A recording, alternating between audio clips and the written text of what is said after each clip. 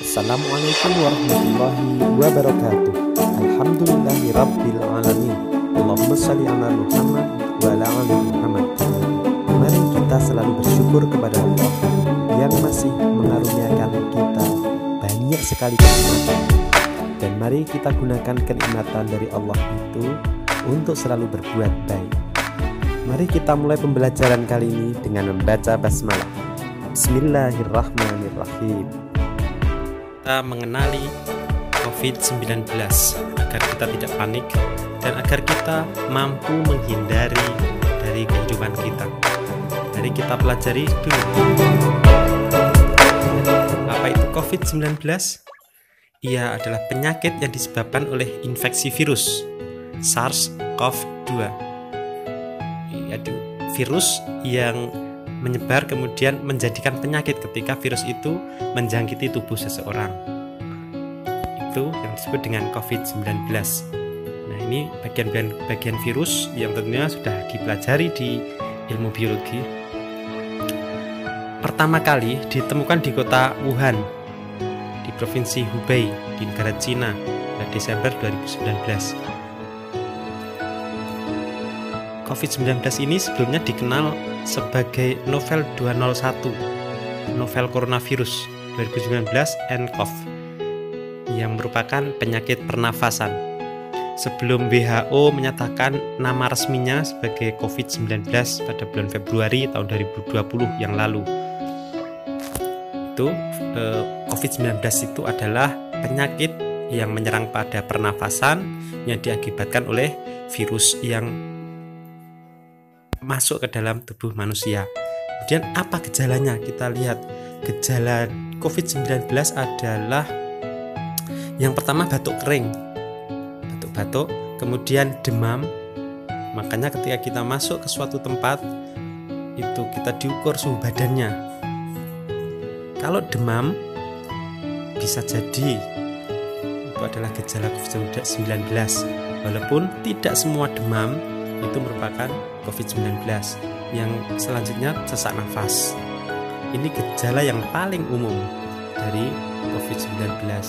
Kemudian diperkirakan bahwa gejala dapat muncul antara 2-14 hari setelah paparan, walaupun ada kasus terisolasi yang menunjukkan ini mungkin lebih lama.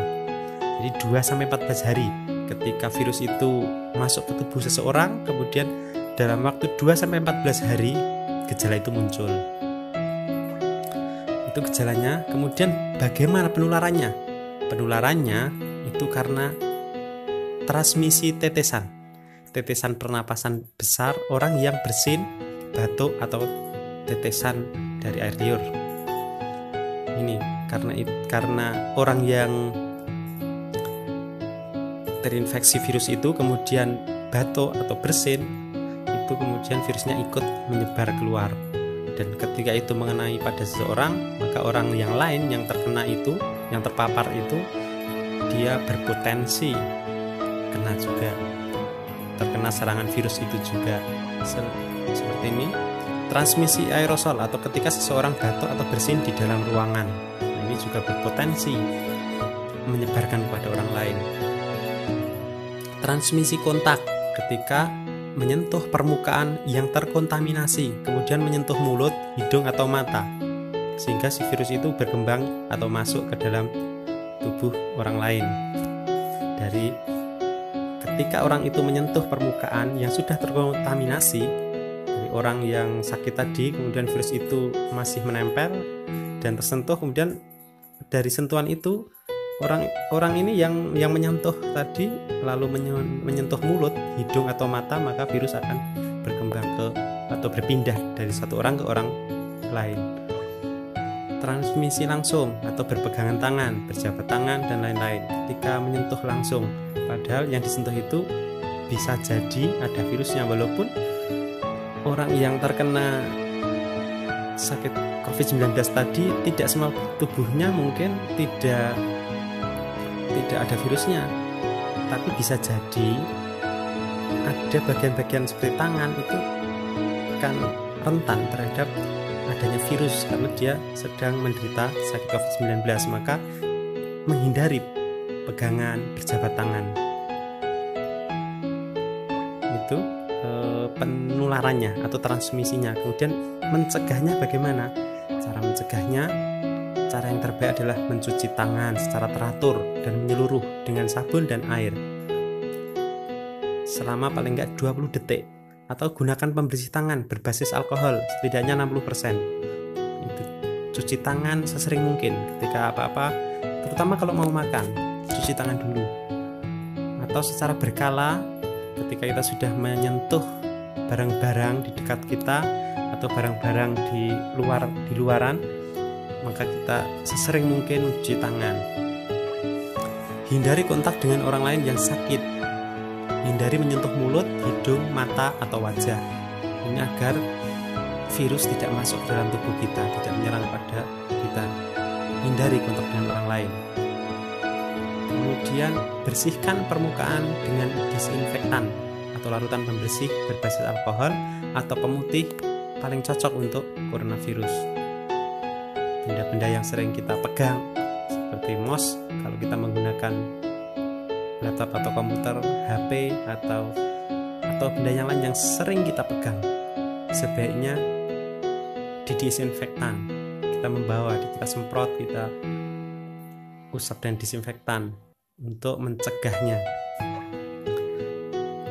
Masker wajah tidak akan melindungi kita dari COVID-19, tetapi akan membantu mencegah penyebaran penyakit ke orang lain. Kita dianjurkan memakai masker kemana-mana ketika keluar rumah, ketika bepergian. Itu dimaksudkan untuk mencegah penularan itu. Ketika orang yang terpapar virus itu mau memakai masker, kemudian tidak menularkan atau tidak menularkan kepada orang lain, maka lambat laun semua orang akan sembuh, kemudian virus itu tidak akan menularkan lagi, tidak akan menginfeksi orang lain lagi, sehingga menjadi amanlah atau selesailah pandemi ini ketika semua orang dengan kesadarannya mau melaksanakan seperti ini.